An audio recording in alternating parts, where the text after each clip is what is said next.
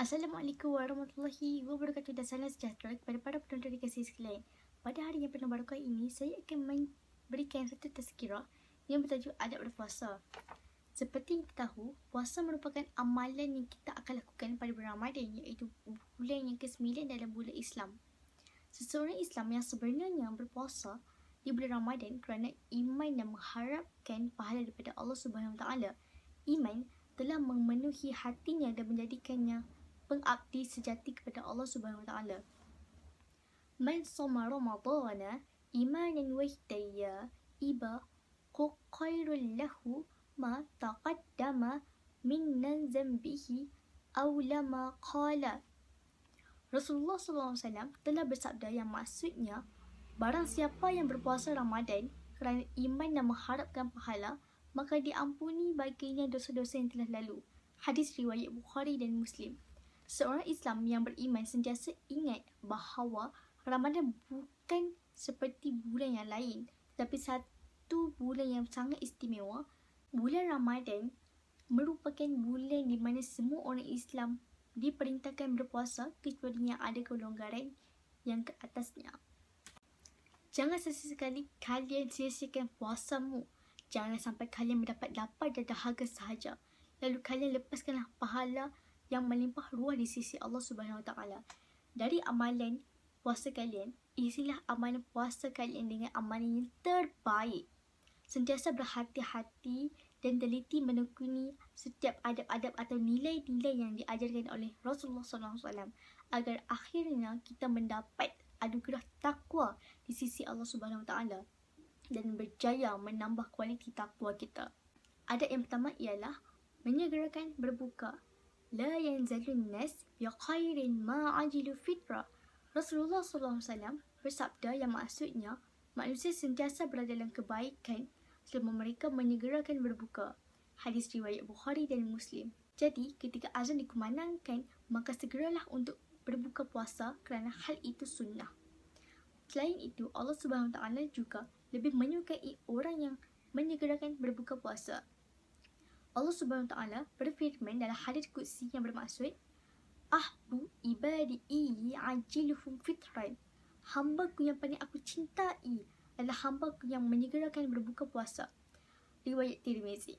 Adab yang kedua pula, berbuka dengan kurma. Anas bin Malik mengatakan bahawa Rasulullah SAW berbuka dengan kurma segar sebelum melaksanakan solat. Jika tidak ada, maka Rasulullah SAW berbuka dengan kurma kering. Bila tidak ada juga, beliau akan berbuka dengan beberapa teguk air. Hadis riwayat Ahmad, Abu Dawud dan At-Tirmizi. Ini adalah perintah Nabi SAW. Ikutlah sunnah Nabi. Nabi SAW menyuruh para sahabat berbuka dengan kurma. Jadi kita berusahalah berbuka dengan kurma juga dengan membayangkan yang kita berbuka seperti Rasulullah SAW berbuka. Adab yang ketiga pula, berdoa ketika berbuka. Dari Abu Hurairah radhiyallahu anhu, Rasulullah SAW bersabda yang bermaksud, 3 orang yang doa mereka tak terhalang, iaitu imam, pemimpin yang adil, orang yang berpuasa hingga ia berbuka, dan orang yang dizalimi. Doa mereka dibawa ke atas awan dan dibukakan pintu langit untuknya. Lalu Allah Subhanahu Wa Taala berfirman, demi izzahku, aku akan menolongmu meski setelah beberapa waktu. Hadis riwayat Ahmad. Rasulullah SAW mengatakan bahawa doa orang yang berpuasa dan ketika berbuka adalah mustajab, yang tidak ditolak doanya oleh Allah Subhanahu Wa Taala. Subhanallah.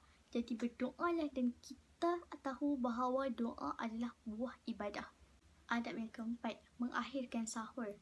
Rasulullah SAW telah memerintahkan makan sahur kerana makan sahur banyak kebaikannya. Makan dan minum sahur sebelum sedikit terbitnya fajar. Rasulullah SAW bersabda yang maksudnya, sentiasa umatku berada dalam kebaikan selagi mana mereka mempercepatkan berbuka, puasa dan mengakhirkan makan sahur. Riwayat Ahmad. Adab yang kelima pula, bersedekah. Puasa Ramadan mendidik dan membina jiwa umat Islam dengan akhlak terpuji, iaitu dermawan dan tidak kedekut.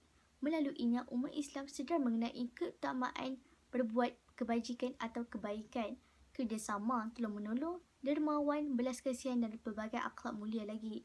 Dalam hal ini, Syariat Islam sangat menitik beratkan sedekah atau amal mulia ini dalam kehidupan seorang Muslim. Masalul lazina yunfiquna amwalahum fi sabilillah kamasalil habbatin atbaitat sab'a sanabilil fi kulli sumbulatin mi'ah wallahu yusa'iful liman yasha' wallahu si'un alim. Firman Allah Subhanahu Wa Taala dalam surah Al-Baqarah ayat 261, maksudnya bandingan derma orang-orang yang membelanjakan hartanya pada jalan Allah ialah sama seperti sebiji benih yang tumbuh menerbitkan 7 tangkai.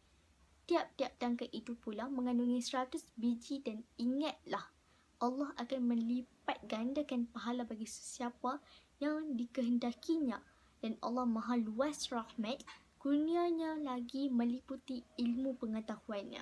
Sekian saja tazkirah saya pada hari ini. Semoga kita semua dapat mengamalkan adab-adab yang baru saja diterangi. Semoga berjumpa lagi. Assalamualaikum warahmatullahi wabarakatuh.